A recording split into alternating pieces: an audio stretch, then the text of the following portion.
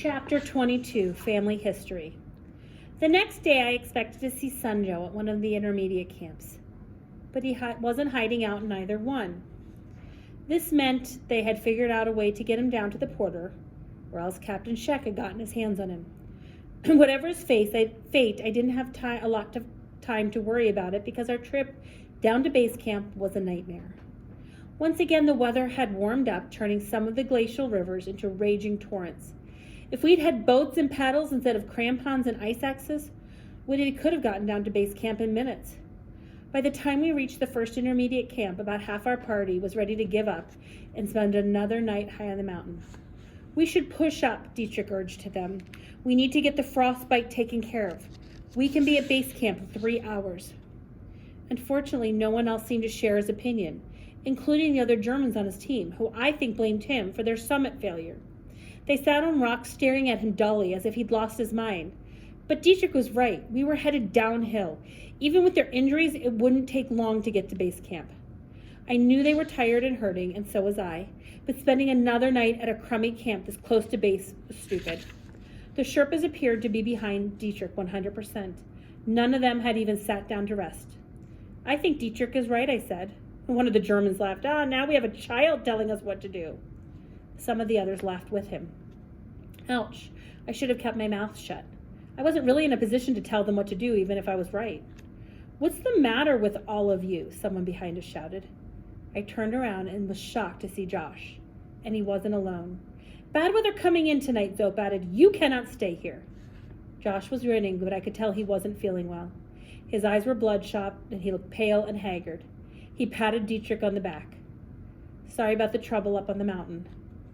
Dietrich looked like he was ready to cry. I wasn't sure if it was from grief over the dead climbers or relief that Josh and Zopa had shown up to give him a hand. Josh walked over to the sitting climbers. "If we leave right now, we should be able to get down before dark. We have a team of doctors waiting to treat you. Hot food. Get up. Let's go." No one was laughing at Joshua Wood. I remember my mother said that there was no one better than Josh when you were at the end of your rope.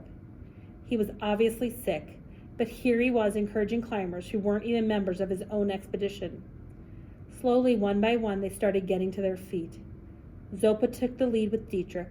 Josh and I followed behind. "How was Camp 4?" he asked tiredly. "Any problems?" It was hard, but not as bad as I thought it would be. My ribs hurt from trying to get enough air. "No worries. Everybody goes through it. Zopa says you're ready for the summit." It was one thing for Zopa to give me some words of encouragement after a hard climb. It was another thing for him to tell Josh that I was ready to summit. I didn't know what to say. At that point, the summit seemed like too big of a subject to tackle, and maybe even bad luck to talk about. I think Josh knew how I felt, maybe better than I did, because he didn't say any more about it. The squirt of paranoia from a few days before seemed to have evaporated. "What happened with Zopa and Captain Sheck?" I asked. "A mini revolution. As soon as the porters and Sherpa heard about Zopa's arrest, they all gathered around Sheck's headquarters to hold a silent vigil. They were there when the chopper landed. Sheck tried to disperse them, but they wouldn't budge. He hauled Zopa into the building, hoping to outweight them, but that didn't work. They'd still be there if they hadn't cut Zopa loose. He had no choice but to let him go." "And Sunjo?" "That's the best part. Sheck pulled all the soldiers back to headquarters, which made it easy to sneak Sunjo back into the porter camp. If he hadn't detained Zopa, I'm not sure how we would have gotten Sunjo off the mountain. He might have had to stay one at this intermediate camp until he tried for the summit." "Why is Captain Sheck so worried about him?" "I think he knows more about what we're trying to do than he's saying." "How do you find out?" "It's hard to keep a secret up here, even if everybody keeps their mouth shut. Speaking of which," he slowed down, "your mom called." The grin was gone. His easygoing mood had completely changed. "Why did you write her?" he asked. "Because she wrote to me." I said a little more belligerently than I intended. I guess my mood hadn't changed. Josh looked confused. I knew that one day I'd have this conversation with him, but I didn't think it'd be 20,000 feet with him sick and me so tired I could barely lift my feet.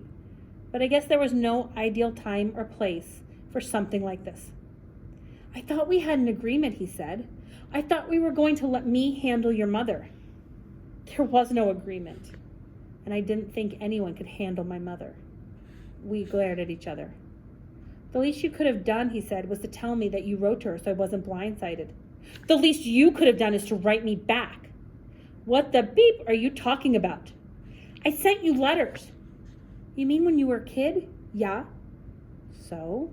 You got the letters, I shouted. He stopped and pulled his goggles around his neck. Yeah, I got your letters. What does that have to do with telling your mother about Everest? Everything, I said. He didn't get it, and he didn't seem to care. Well, she's royally pissed off, he said, and it was all I could do to stop her from flying over here and yanking you off the mountain. At least I think I stopped her. She wants you to call her as soon as you get to base camp. Fine, I said. She insisted that I take you to the top myself, which screws up everything. I'm either going to have to go with you and Sanjo, or you'll have to join my team, which means there'll be a long delay in your summit attempt because it looks like we'll be the last team to go. I'm in no shape to climb, and neither is anybody else on the team. Lucky you have a backup in Sanjo, I said. Either way, you'll get the youngest climber in the world to the summit. Is that what this is about, he asked? You're mad because it's not just you anymore? It was never about me, I said. It's always been about you. I walked away from him, past the injured climbers, past Dietrich, past Zopa. I arrived back at base camp a half an hour before any of them. I barged into HQ, grabbed the sat phone, and punched in the number as I stomped to my tent. My mom answered on the first ring. Peek! I got a little choked up when I heard her voice, and it was a second or two before I could respond. Hi, Mom. Silence that went on so long I thought I'd lost the connection. You should have told me, she finally said. I was tempted that I had to say I had told her in the moleskin, but I knew that wouldn't fly. Sorry, I said. That didn't sound very sincere, but I'll expect it. How did you do at Camp 4? She asked quietly. I was shocked at how calm she was. It was hard, I answered, but I'm good. Your ribs okay? A little sore, but yeah, they're fine. You're not mad? Furious. That was more like it, but she didn't sound furious. Josh told me you were sick. I'm over it, but a lot of others have it now, including Josh, but I didn't tell her that. I know, since I got your journal, I've been surfing the Everest webs. Looks like a lot of climbers are leaving the mountain. I also read about the deaths at Camp 6. I walked down the mountain today with the German team leader. His name is Dietrich. And how is he? I don't know. Devastated, I guess. And how are you? Well, what do you mean? Well, 4 people died less than a mile away from you, she said, sounding a little more like my mother. Any thoughts, feelings, reaction? I didn't know what to say. I feel bad didn't quite cut it. Mom was just getting warmed up. 4 people died on the mountain. Human beings, Peak. With mothers, fathers, brothers, sisters, children, wives, husbands, girlfriends, boyfriends sitting at home worrying about them. By now they've gotten a phone call or an email with the bad news. Sorry your husband, wife, daughter isn't coming home. No, we can't retrieve their body at above Camp 4. It's too dangerous. I reached my tent and climbed inside. Let me ask you a question, she said. Go ahead. Do you think you're a better climber than the 4 who died? No. Do you think you're luckier than they were? I guess I said I'm alive. That's not what I'm getting at. You're saying that the same thing could happen to me. You're not on the wall in the back of my cabin or at a climbing camp. You're on Everest. People die up their peak. You might die. The guys who died weren't acclimatized, I protested. They should have waited. They saw a break in the weather and got summit fever. They made a mistake. You think that means anyone of those who were waiting at home for them? I looked at the drawings that the 2 Ps had sent. Well, Mom persisted. One of the drawings was a stick figure climbing to a skyscraper with a helicopter hovering overhead. Just above the stick figure was a little blue mountain. I'm trying for the summit, I said. I've gone through too much to give it up now. This was followed by a longer silence than the first. I wish you wouldn't do it, Peak, but I'm not surprised by the decision. I know what I would have said to my mother if I were on Everest getting ready to climb of my life. She really talked about her parents, and they still lived in Nebraska, and I'd met them only twice. It wasn't much fun either time. They didn't approve of Mom, me, Josh, Rolf, or even the 2 Ps. Mom had left home right after high school and never lived there again. I'll be careful, I said. No one climbs a mountain thinking they're not coming back down. How are the 2 P's, I asked. You're changing the subject. Yeah? Mom sighed. Hang on a minute. About 30 seconds later, the sat phone earpiece was filled with a pair of screaming, giggling 6-year-olds. Where are you? When are you coming home? I miss you. No, I miss you. Did you get our letters? Mommy's mad at you. Are you coming for our birthday? This went on for a while, and I just sat listening with a big, stupid grin on my face. Until I heard them, I hadn't realized how much I'd missed them. Mom finally took the phone away from them. Okay, she said. You have to let Peek answer your questions. I'm going to put him on speakerphone, and you 2 are going to sit there and listen quietly. If you make one sound, the phone call's over. I heard a click. I miss you too, I said. I'm on a big mountain called Everest, in a country called Tibet.